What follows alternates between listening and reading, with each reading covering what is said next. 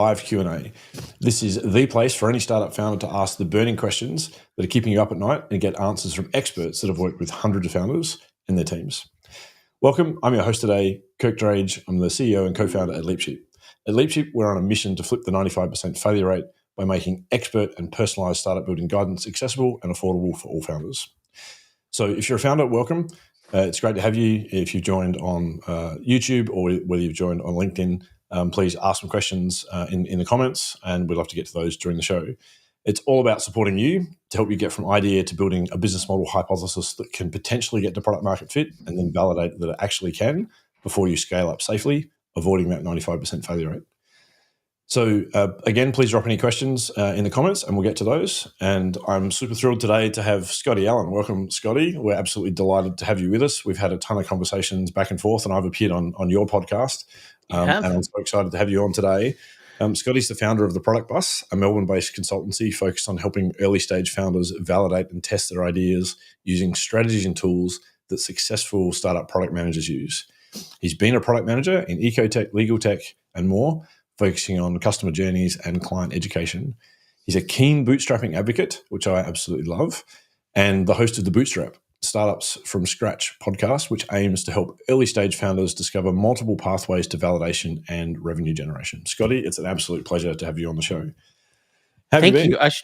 Good. I should just clarify. You said Ecotech, but I might have typoed there because I love the environment, but it's Edtech that I Edtech. Oh, right. yeah Okay. come from. Yeah, Like, of course. yay climate, let's do it. But I please don't hit me up for.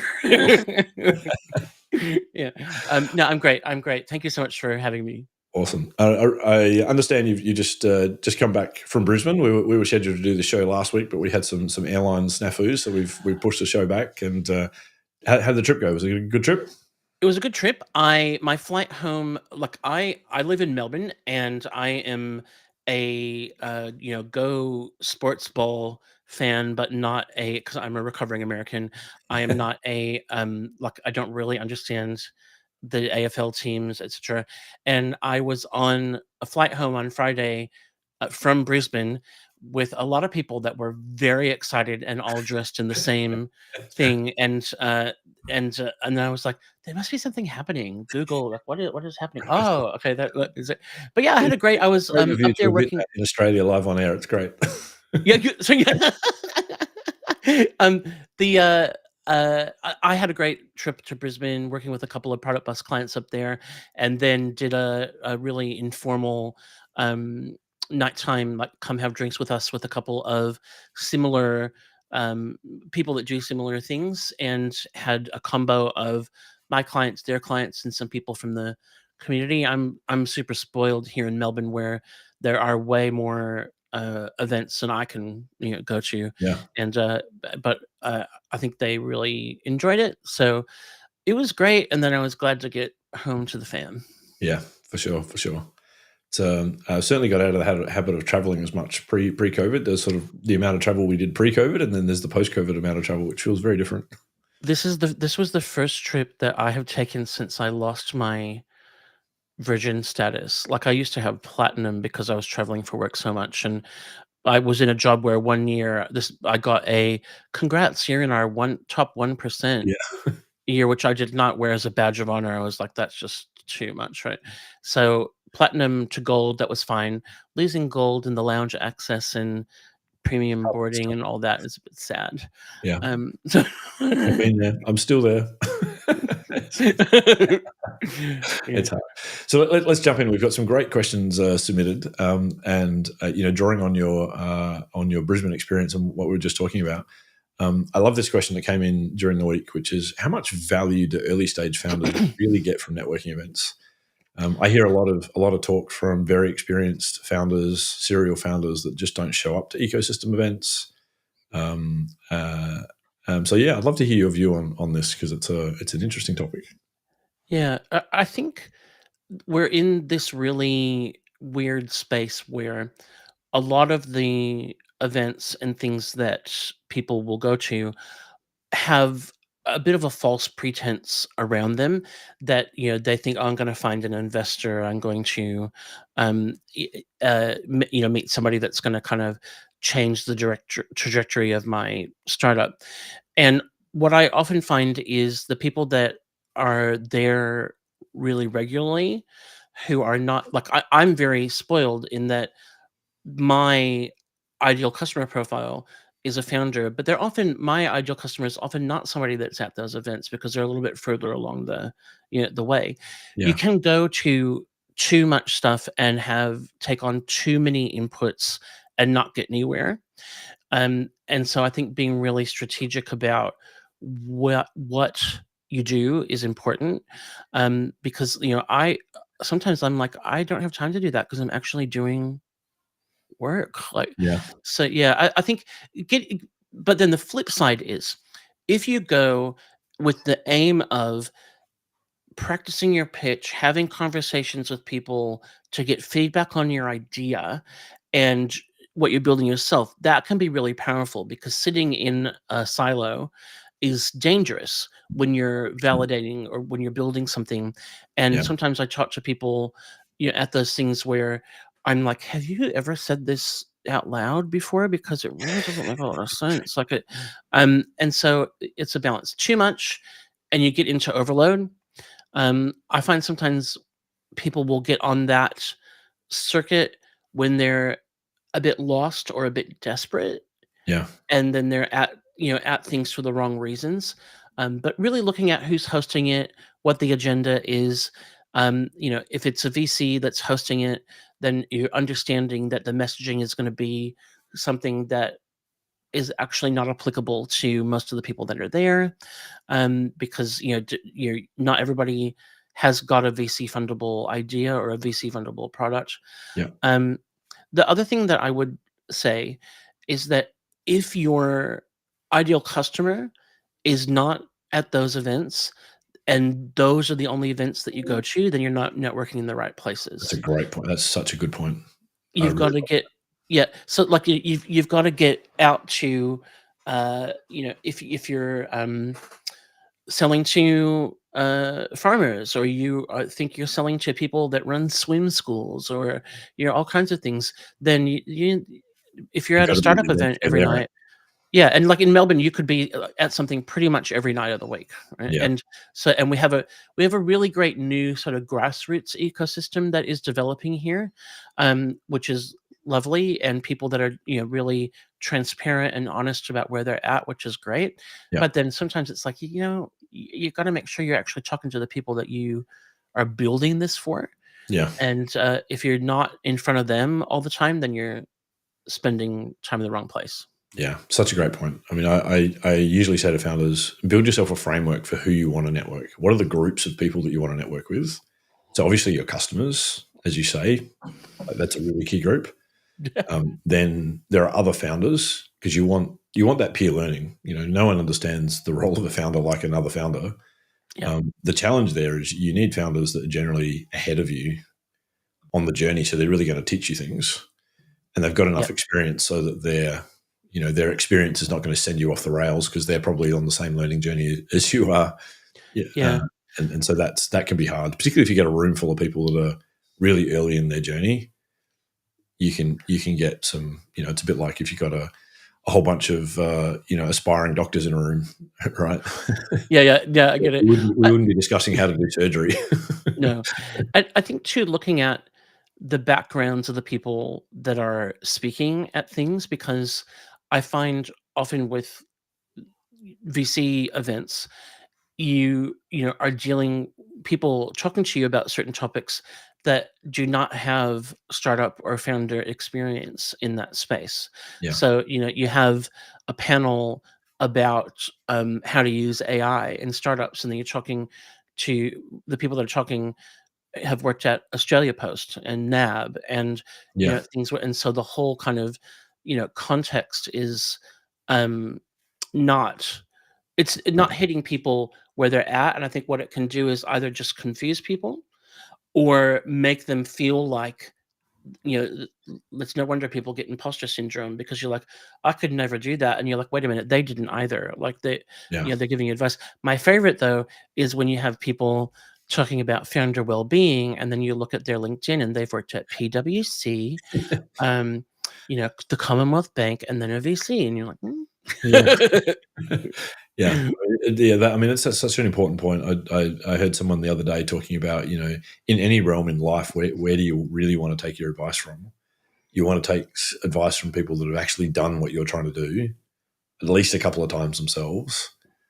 Ideally, they would then have also turned their experience into a system that they've used to teach then hundreds of other people. So they've sort of systematized their learning.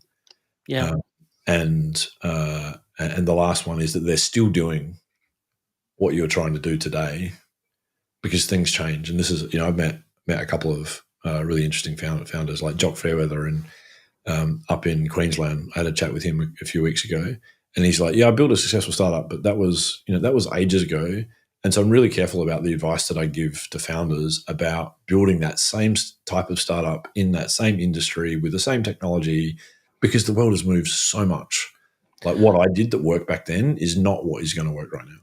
Yeah, and I think that's a really important point when it comes to fundraising, because when you talk to people, look, I've worked with in the early days of a company that became a unicorn, and but they raised money in a completely different landscape where there was a bit of money for ideas that weren't actually generating revenue Yeah, yet. yeah, And today they would have had to do a lot more to actually be able to secure that investment. Like, we know the economy is bad, but we're also our VC landscape here is pretty small and very risk averse. And so and I think that's the main misconception that I see from early stage founders at these events, is that they're working on their grand idea, yeah, and when you say, so how does this make money, it's crickets. They haven't thought about that at all, because they're yeah. assuming that at some point they're going to be able to press the investor button and it'll just come. It'll just happen. Yeah, And yeah, yeah. And I think that's one of the main things that we do wrong in the early stages. We don't talk about the commercial model no, until sometimes ever. yeah, yeah. Sometimes it's like, I've got 6 weeks worth of runway left. Yeah, Yeah, exactly. Yeah, no, it's scary. It's yeah, scary. but I think it's useful for founders to have a bit of a framework to know, it's the type of categories of people that you want to network with is customers, number one. Number two are startup building experts, and I talk about ingredient experts and system level experts. Ingredient level experts might be a marketing person or a software developer. Yeah. You need those ingredients, but you also need someone that's at the system level thinking about the trade-offs between how much time do I invest in marketing versus how much time do I invest in software development, and the 50 other things that you've got to do. Because if you're just working with an ingredient expert, you're always going to get a bias view and likely to overinvest in that particular ingredient, which is not going to build you a system, which is what you need when you're a founder. That's a Um, great analogy. so that's the second thing. The third thing is investors. If you're looking for investment, and we should get to the bootstrap topic, because I know that's something you're particularly passionate about. But if you're looking for investors, you should work with that category of people. Then there Mm. are potential employees, people that you want to hire, and then there are potential partners.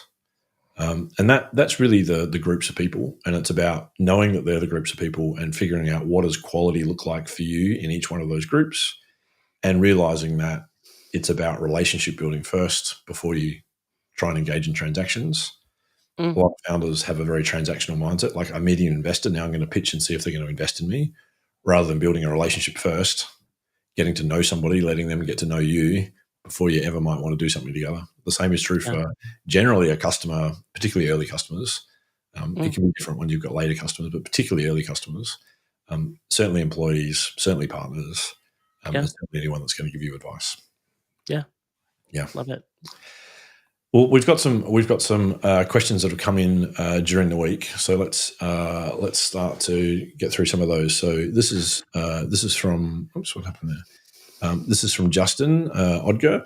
To what extent does surviving for a few years make the sales process easier? I love this question. Do you have a view on that? How are you surviving, Justin?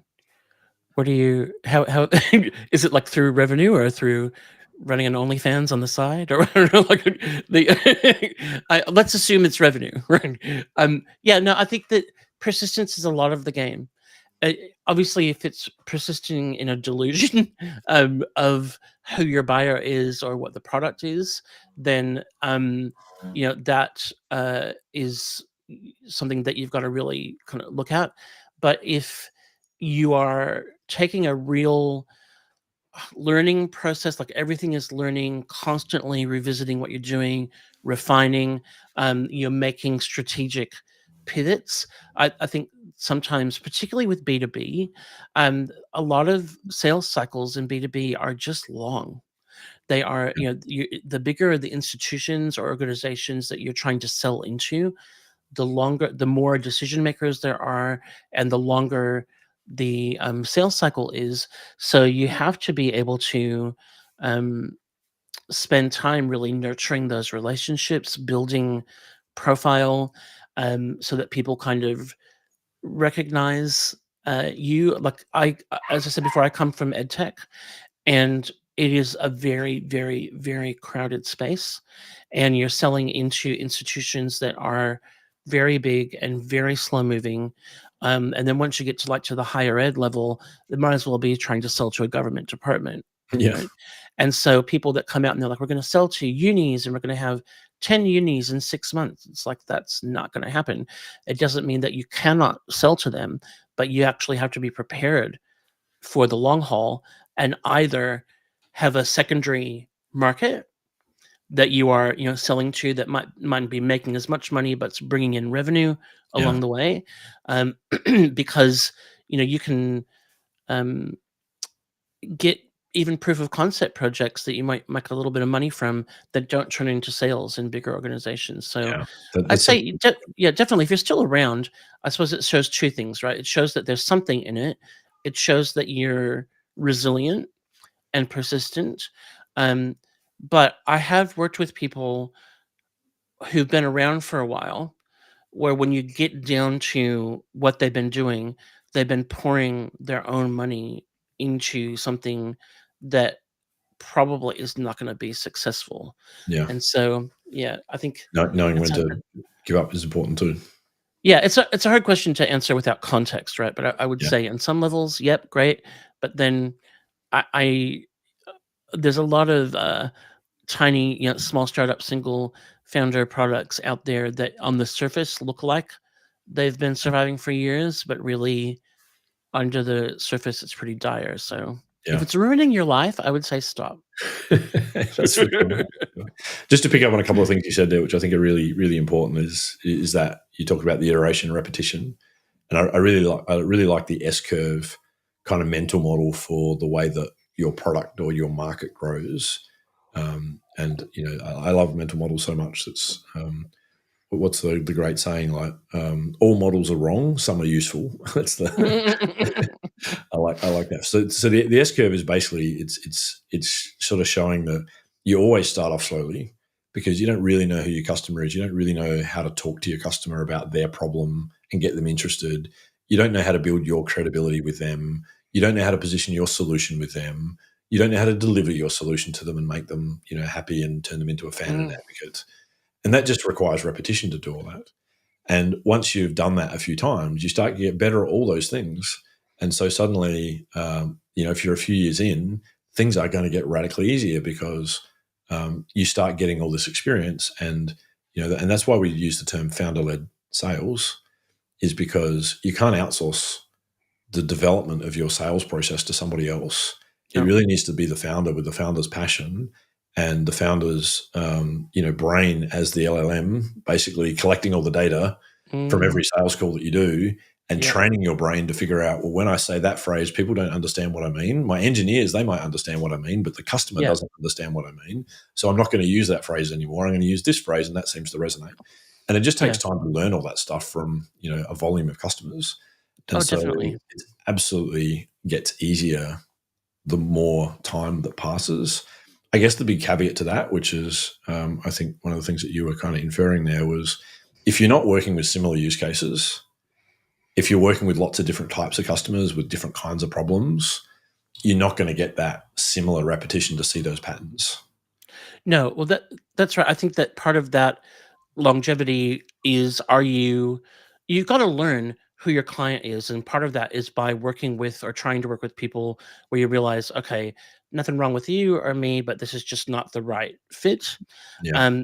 Got to do things that don't scale, all of that, work that out. And so I think those learnings, can turn into something there. But eh, if you haven't established that there is a market for this by a certain period, I think having those really honest conversations with yourself about where is the point, or what is the metric at which we pivot, what is the metric at which we shut down, is just Such a good point. important. Yeah. So those leading indicators, I think, are so critical. And leading indicators are things like, have you reached problem market fit? Mm, If you haven't reached problem market fit, where you're not constantly talking to people that have got the problem that you think they have, and it's not urgent and painful and recognized by them, and you can't reach product market fit, then it doesn't matter how many years you persist at it, you're not going to be 100%. successful. So you've got Yeah, to have that framework with leading indicators. It's such a good point, Scotty. I yeah, love it. Yeah, really good. yeah, 100%. So let's move on to Pridvan, who's asked us a question here. How do you identify the right moment to scale? Clearly don't know how to use this tool because it keeps disappearing. How do you identify the right moment to scale your sales efforts in a startup? And what early indicators should founders look for to ensure that they're not scaling prematurely or misaligning their go-to-market strategy?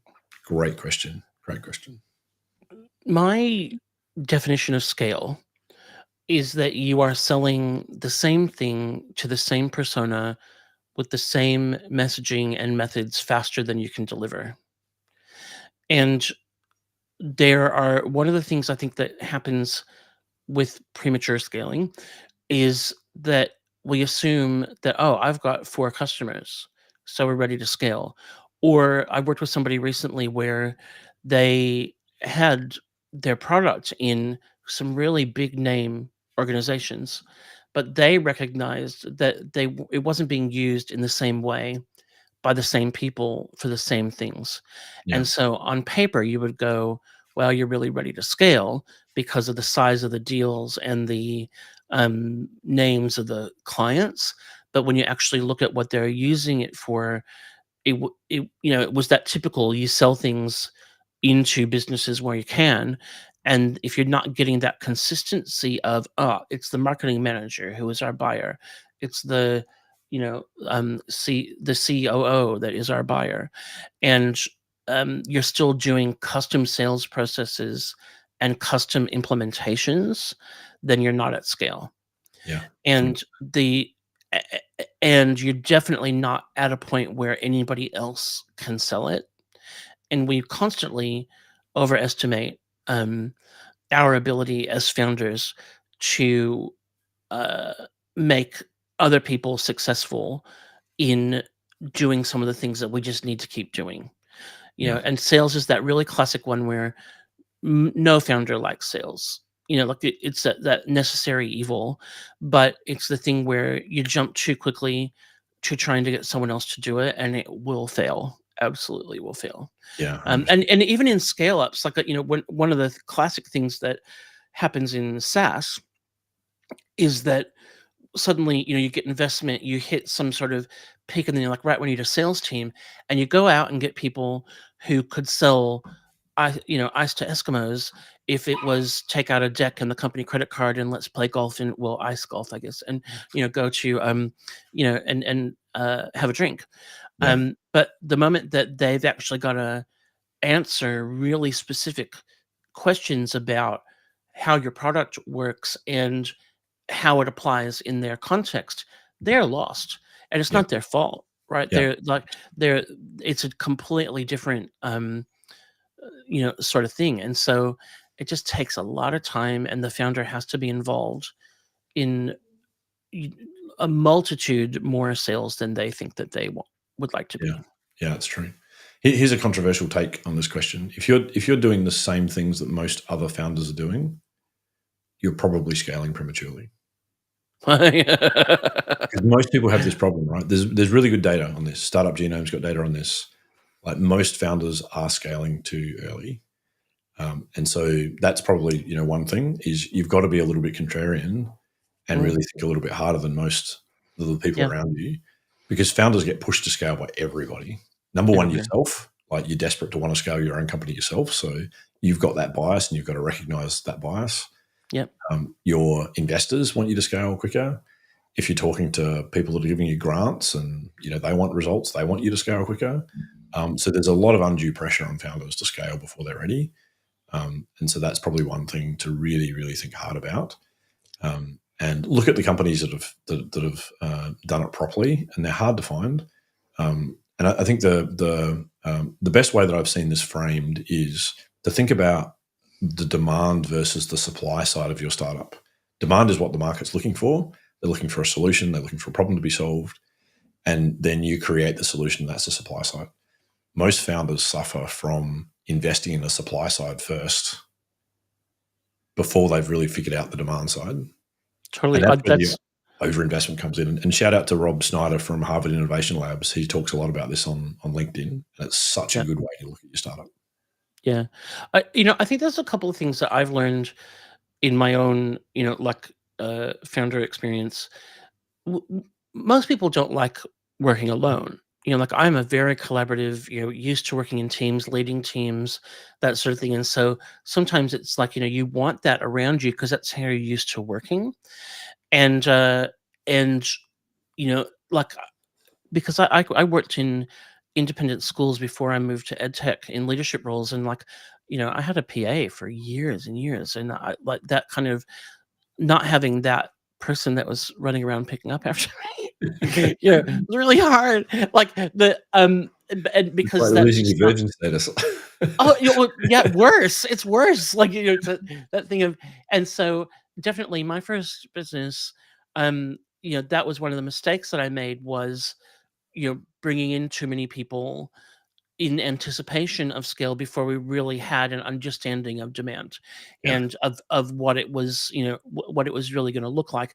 I did it in a way where I didn't like hire a lot of people and have to fire them. It was all freelance because it was media. But still it was, something where they were, it took me a while to understand what I needed to do, like I said before, in order for somebody to be successful in helping me. And so, and I think that's part of it. I think the other part too is that people that come out of um, established businesses you've really got to look at what you actually know versus what the support system around you does for you. Yeah. And that's where I see founders that, they're coming out of um, high level, high power leadership roles in an industry, and they've overestimated their understanding of how to sell to that industry, and they jump straight into, we need an office, we need a team, we need merch, we need all of that, and then it's like, oh, and now we have no money. It's classic, right? Yeah. So Yeah. Totally. yeah, Yeah. yeah, And I think probably the final point I'll make on this is, scaling is about getting to product market fit, and you're growing for learning before you reach product market fit. And once you've reached product market fit, then you scale and grow for growth.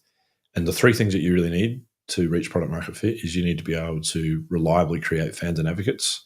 So if you've got unbelievable customer satisfaction, if you haven't got that, you shouldn't be scaling.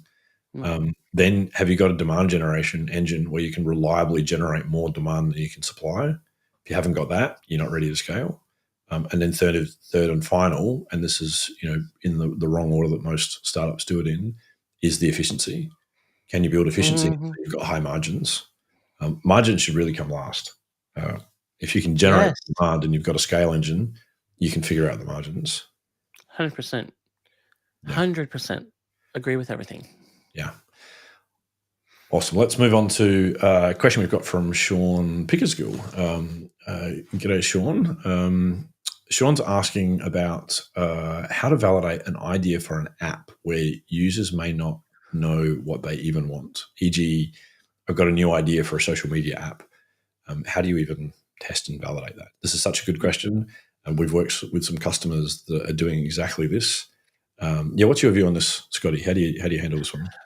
So when I hear people say we have to educate the market, I That to me is an What immediate are you, red what are flag. you- Yeah, because I like to talk about hair on fire problems. That you don't. I have a great story about someone who didn't know their hair was on fire, which I can tell you later. But in most instances, you do not need to educate people that their hair is on fire. If their hair is on fire, they have no other problems, right? And Yeah, so, and I think that there are. Um, let's take a new social media app as an example. Um, there are things that we know that people don't like or are concerned about with the current social media offerings, whether you're talking the Meta stuff or TikTok or LinkedIn. And it's privacy. It's I don't want to see ads. It's all of those things.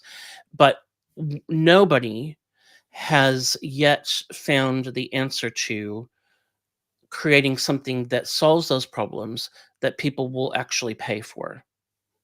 Because if you're not, and I don't know what Sean's doing, so I'm not picking on Sean, but I get pitched a LinkedIn alternative or a Facebook book alternative at least once a fortnight, yeah, and it all comes down to, so what you're saying is that people will leave the place where everyone is and pay for a place where no one is, and that is and so the there's a lot of stuff there, and I think it's worth having a go at because someone's going to crack it. These apps that are around right now, they're not going to be the dominant place forever. It'll change at some point, but someone's going to crack it. But I haven't seen the compelling thing yet.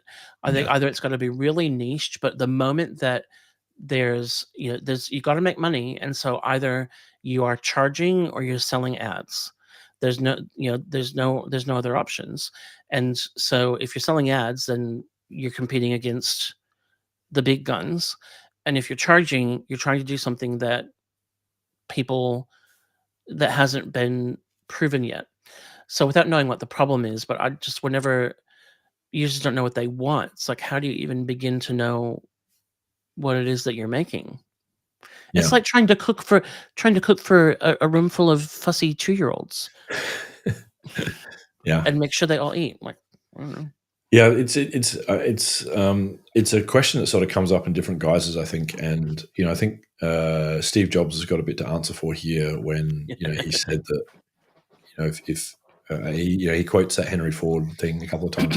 Because if you ask if Henry Ford had asked his customers what they wanted, they would have told him a faster horse. Yeah, And the sort of implication is, well, what's the point of talking to customers? They don't know what they want anyway, which is so far from the truth, and it's nothing like what Steve Jobs thinks about building products.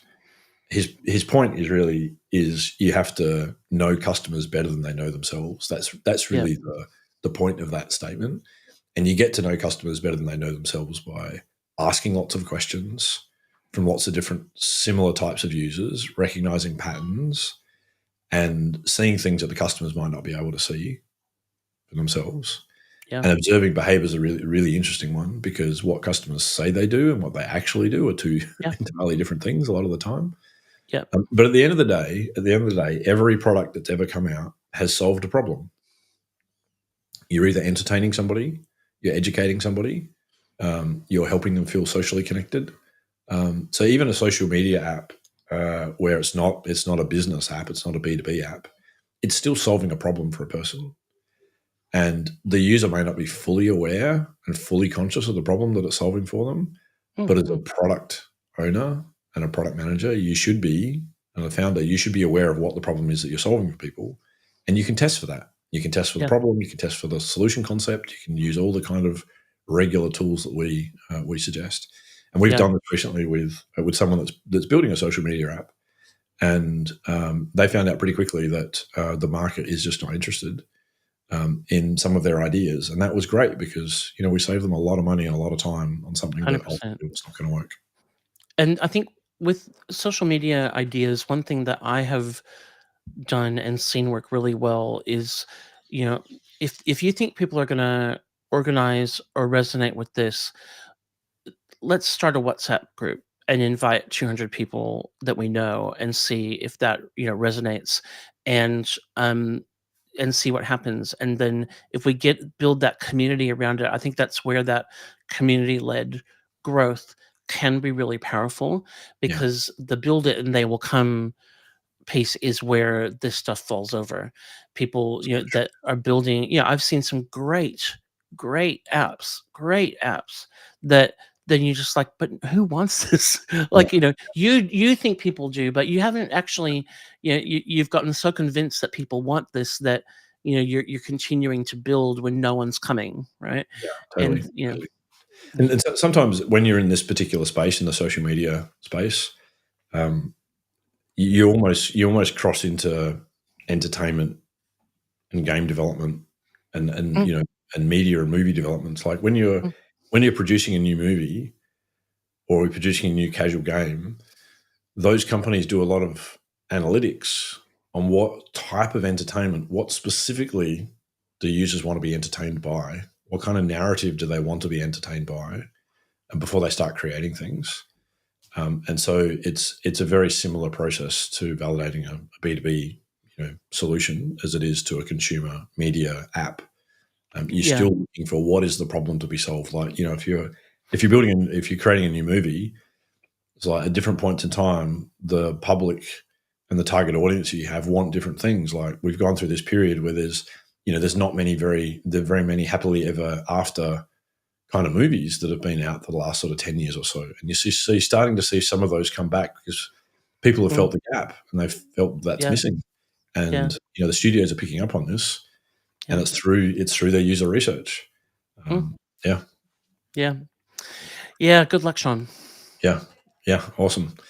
All right, another question that come in is, and this is a very similar question. So we can build on the last one. Is how do you recommend founders balance this customer feedback and their own vision for the product? Can customer feedback be misleading? It's a great question. Sure. Yeah. I think if we go like back to that Henry Ford quote, where that I think is really is powerful is when we're talking about the solution that the user is asking for. Or people, it's like we've got this problem, but what we want is X. And if you just run off and build that without really validating that it's an actual problem that's worth solving, all of that, um that can be where things go wrong. Or sometimes people that say, and I think this goes with this question, I think it depends on who is giving feedback. Feedback from people that aren't buying Mm, is valuable, but needs to be collected in volume before you actually make decisions on.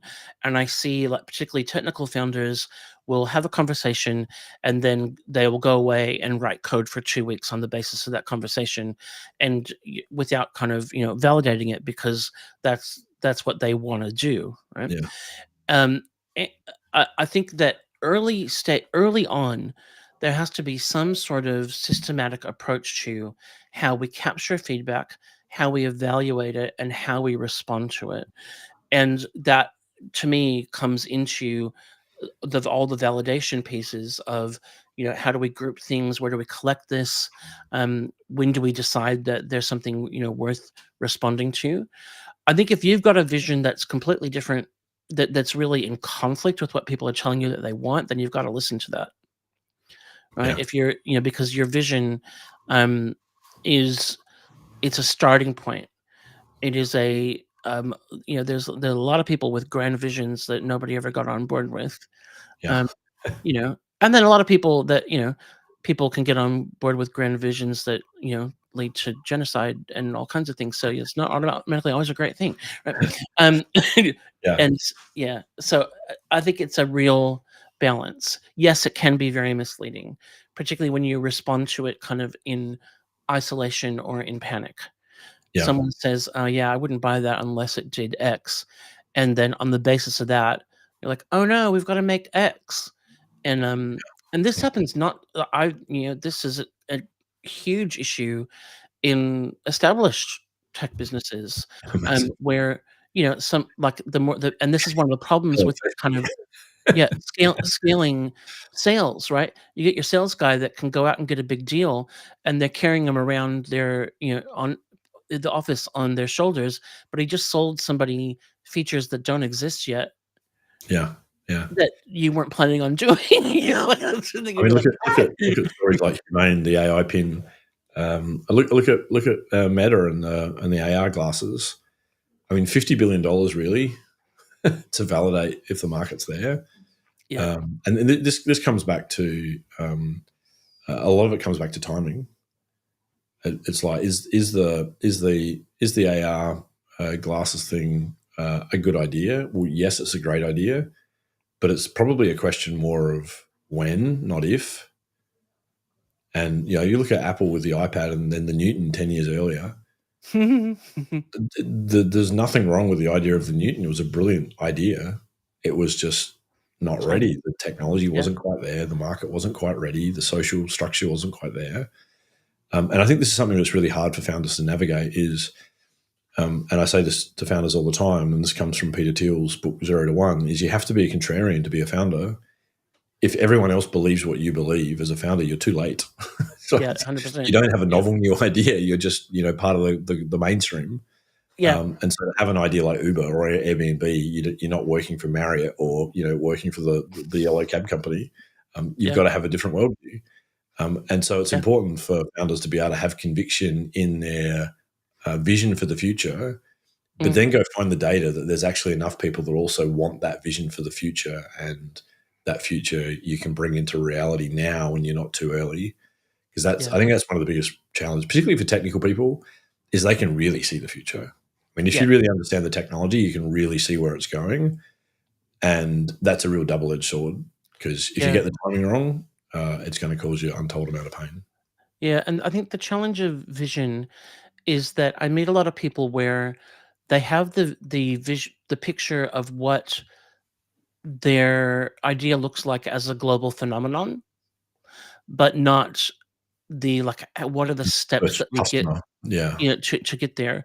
And so whenever you hear like it's the Uber for this, it's the Airbnb for cat litter, or whatever, you're like, oh my god, what does that mean? Like, and but often it is that build it and they will come mistake where when you look at how those companies validated their ideas, it was super manual yeah, and not scalable.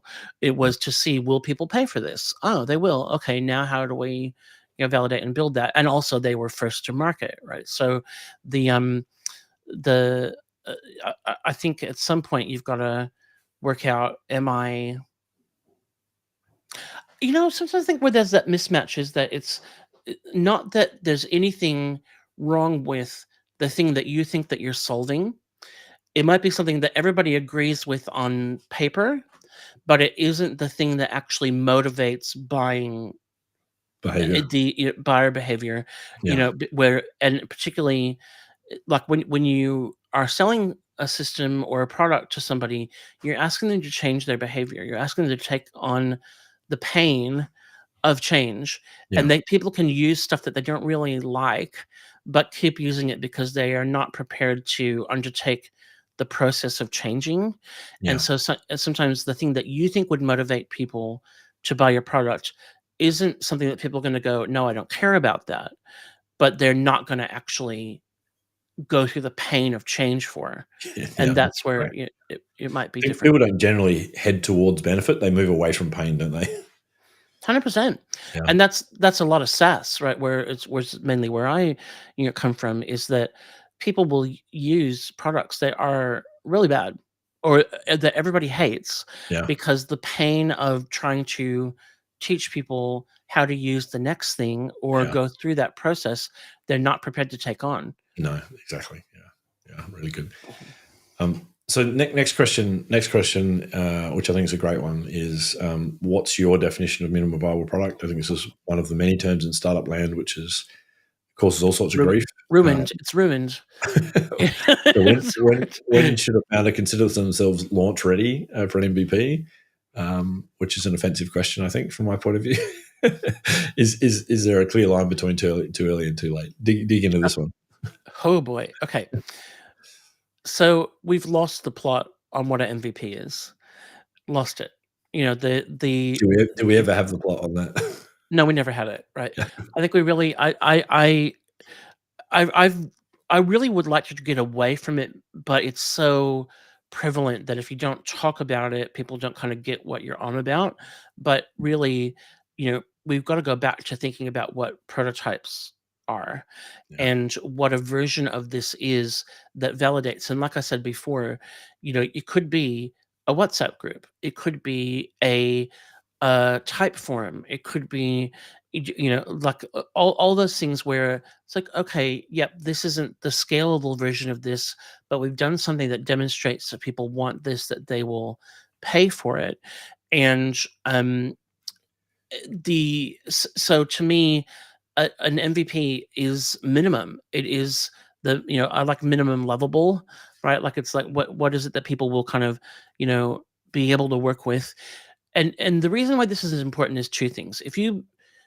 I see people where they're like, we're about to launch our MVP. We've been working on it for 3 years, and I'm like, I don't need to know anymore to know that this is going to be a disaster, right? Yeah. Like, because you're you might have had something 3 years ago, you probably never had something, right? Like that. If you're not actually talking to people and you're not building it in public and building it based on feedback, the more that you hardwire stuff based on your assumptions, the harder it is to pivot. Yeah. I'm running part of an accelerator program with the Swinburne Uni Innovation Studio at the moment, and one of the teams in there has built something like a tool, really clever. And through the process of the accelerator, they've recognized a really fantastic pivot opportunity that means it doesn't change what they've built. It just changes who's using it. And the reason that they're able to do that, I mean, we still have to validate that, but the reason that they're able to do that is because they didn't, hardwire their branding, their, Yeah. everything Didn't overinvest onto in that this. scale. Yeah, onto this. And so I think that it is sometimes an MVP is a set of customer interview questions that Yeah. we need to go and ask 100 people. Would they, if we built this, would you do it? Would you pay for it? What would you expect to pay? All that. So let me just tease out what you're saying now. An MVP, what you're saying is really it's an experiment to collect data. Yes, and it goes to that next question. Like you said, when should a founder consider themselves ready to launch an MVP? Wash your mouth out with soap. That is just like that sentence is everything that is wrong Yeah. with, and it's not your fault. Whoever wrote this question, we've led you astray, and we're trying to fix it. Sorry. Right? Like we're sorry. We're very sorry. Like Yeah. we The problems, to be clear, is like launching is a very loaded word, isn't it? Super yes. loaded. Oh, Like, it's like, yeah. I'm like, please don't launch. yeah. Please don't launch. Yeah. Because what it I think that it is launch is like a symptom then of, or an indicator of some things that are not quite right in our thinking, which is that, okay, we've done all this work. And look, and I've done this, like, where even just like with websites and things where, it's like been such a mammoth effort and you can't believe you're finally about to press go and it's the most important thing that you've ever done. So of course the whole world is waiting to, jump on and sign up, right? And then when it's crickets or it's like, well, your mom registered but um the the which is awkward because you've been no contract with her for 10 years, but okay. It's just, where do you go from there? It's a Yeah. fizzle. Yeah. And so it's lots of little steps because you're never there. Launch is like, okay, we arrive, we're ready to shoot into space, Yeah. and but you're It's never really at that anti the point. whole iteration thing, isn't it? The whole concept of a launch implies that there's one event that's gonna, propel your company into success. Yeah. You know, And it's completely the opposite of what the lean startup's all about, which is yeah. iteration. Yeah. One way I often explain this is, because I think people, they have the idea of the kind of product they want to be, or they want to be the next X. Mm. Oh, sorry, I meant X as in fill in the blank, not as in go get radicalized on the internet. The but they forget that you got to start somewhere, and like before everybody can love this, somebody has to love it. And that's where that niching piece is so important. And the example that I often use is we have news stories where people will be like, the latest app that is a danger to your kid. And I guarantee you, whenever that comes out, if you've got kids around that age, like the last one was Omegle, and I can't even remember what it did. And then you go to the kids and they're like, "Have you heard of Omegle?" And they're like, "Oh yeah, I used that about a year ago, but I deleted it." It's Yeah. old news. By the time it hits the zeitgeist, the Yeah. kids have moved on to something else. And so that thing that we're all panic about, they're like, "Yeah, I don't even use that anymore. I'm using this other thing that you don't know about." Like, and so and that but that's how long things take to get into Yeah. that kind of stratosphere The where mutual everybody knows innovation about it. thing, isn't it? Yeah. Yeah, and so and that I think that's what launch implies, right? That we're gonna, launch. I mean, and that's just not how things work. They start out in communities, whether they are, a particular demographic, a particular local area, a university, that sort of stuff. It becomes known there, and that actually, when we think about scale, is another indicator. It's like if you've got 100 clients, but they are in 40 different industries, Yeah. you don't have scale, right? Because No, you don't that's they're right. not that you don't have someone who's telling all So their that friends repeat about pattern. it. Yeah, they have that repeat pattern. So, I I think that when you say too late, yes, 100%. If you are launching, it's probably too late. It's Yeah. not too late that you're not gonna be successful, but it's too late from where you're gonna You've be able to overinvested. really respond to the feedback that the market gives you. Um, Whereas if you are sharing your ideas as you go, you're getting feedback on them. A lot of things can be corrected in in a couple of conversations. I worked on something a little while ago that people have spent countless amounts of money on that I think I could have redirected in a 3-hour workshop at the Yeah. start to just go, this is amazing. It's beautiful. Everyone will, agree this is a great idea. It can't make money. Yeah. Yeah. Yeah. Y Combinator calls those tar pits. They seem like really good ideas until get below the surface, and yeah, they're nasty. Yeah, they're But I nasty. want to ask you a bit of a follow-on question.